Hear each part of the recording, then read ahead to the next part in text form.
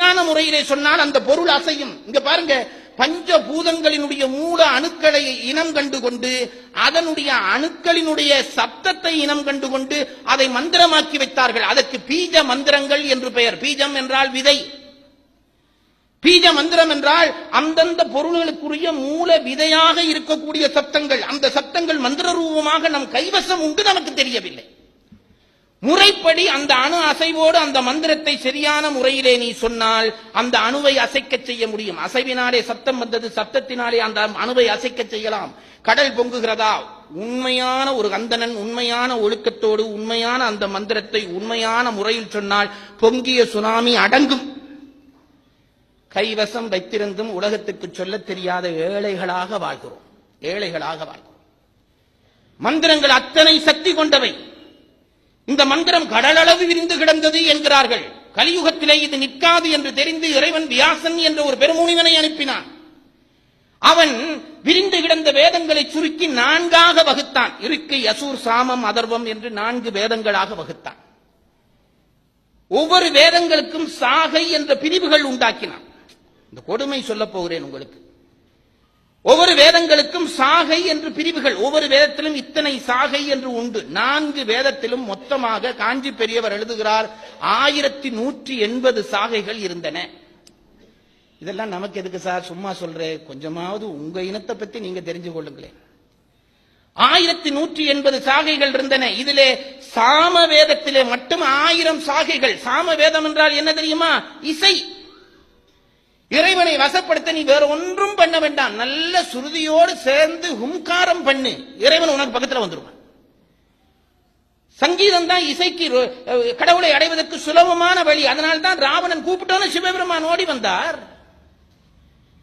அந்த இசையினுடைய வேதமாக இருக்கக்கூடிய சாம வேதத்துக்கு 1000 சாகைகள், மிச்சம் 180 சாகை, மிச்சம் 3 வேதத்துக்கும். இதை செய்துவிட்டு வியாசர் சொல்லுகிறார், இந்த வேத ஓசையை சரியான முறையிலே எழுப்பிக் கொண்டிருந்தால் கலிபுருஷன் உயரமாட்டான், கலிபுருஷன் உயரமாட்டான், ஆவேசம் கொள்ள மாட்டான். அவனை அடக்குவதற்கு ஒரே வழி இந்த வேத ஓசையை உண்டாக்க வேண்டும். நாங்க திராவிடர் ஆரியர் என்னமோ பண்ணி, ஐயா வேதத்துக்கும் இந்த வடமொழி பிரச்சனைக்கும் சம்பந்தமே இல்லை. நான் சொல்றது பாருங்க, சப்தம் பயன் செய்யும். சில இடங்களிலே சப்தம் பொருளாகி பயன் செய்யும், சில இடங்களிலே சப்தம் நேரடியாக பயன் செய்யும். இப்ப அம்மா என்கிறேன், அப்ப அம்மா என்று பொருளாகி உங்களுக்கு பயன் செய்கிறது. இப்ப நான் உங்களை வீதியில கேட்கிறேன், இப்ப போகிறது ஒரு கார் போகிறது, ஹோன் அடிக்கிறான், அது சப்தம். சப்தம் கேட்டோனே தமிழனும் விளத்துறான், வடநாட்டுக்காரனும் திருத்துறான், தெலுங்குக்காரனும் விளத்துறான், தமிழனும் விளத்துறான், இலங்கைக்காரனும் விளத்துறான். இப்ப அந்த சப்தத்துக்கு என்ன மொழியா சொல்லிச்சு விளத்து என்று அந்த சப்தமே பொருளாகிற பொழுது அதற்கு மொழிபெயர்ப்பு தேவையில்லை. வேதங்கள் சப்த பயன் செய்பவை, அதற்கு போய் மெனக்கட்டு மொழிபெயர்ப்பு செய்ய போகிறேன் என்கிறாயே. நமசிவாய என்ற மந்திரத்தை மொழிபெயர்த்தால் நமசிவாய தான். ஓசை பயன் தருவதற்கு மொழிபெயர்ப்பு கிடையாது, அது வெறும் ஓசை. கார் ஹோன் அடிச்சுட்டு இது தமிழ்ல அடின்னு சொல்லி பார்க்கலாம், அவனை எவ்வளவு முட்டாளா நினைப்பாய். அப்படித்தான் வேதங்களை மொழிபெயர்ப்பது. இந்த வேத ஓசையை பழையபடி நாம் கிளப்ப வேண்டும். ஒரு ஆபத்தை சொல்லுகிறேன், காஞ்சி பெரியவர் எழுதியதை வைத்துக் கொண்டு சொல்லுகிறேன். அந்த 1180 சாகையிலே இன்றைக்கு கிடைக்கக்கூடியதாக இருப்பது 8 சாகை தான். மிச்சம் எல்லாம் அழிஞ்சு போச்சு சார். அழிஞ்சு போச்சுன்னா அழிஞ்சதாக நினைக்காதீங்க. கலியுகம் மறைச்சிட்டுது, இருள் மறைச்சிட்டுது. இனி முதல் கிருதாயுகம் வருகிற பொழுது அது திருப்பி வரும். ஆனா இன்றைக்கு இல்லை.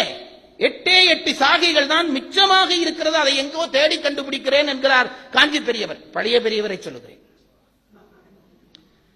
எழுதுகிறார் சார். இங்க பாருங்க, எல்லா சைவ கோயிலுக்கு எது அடிப்படை என்று கேட்டா உடனே பிராமணன்ல இருந்து கோயில் முதலாளி வரை ஆகம விதி பிரகாரம் அமைக்கிறேன் என்கிறான். எங்க கோயில் ஆகம விதி ஆகமத்தை பத்தி உனக்கு என்ன தெரியும்? மூலாகமம் 28, உபாகமம் 200 சொச்சம். இன்றைக்கு ஒரு ஆகமமும் நம் கைவசம் முழுமையா இல்லை, முழுமையா இல்லை. ஆகமம் தொலைஞ்சு போச்சு. இந்த ஆகமங்கள் தானே நம்முடைய கிரிகைகளுக்கும் அதுதான் அடிப்படை, நம்முடைய ஞானத்துக்கும் அதுதான் அடிப்படை, தத்துவத்துக்கும் அதுதான் அடிப்படை. சைவத்தினுடைய பிரமாண நூலே ஆகமம் தான். ஆகமம் எங்க இருக்கு?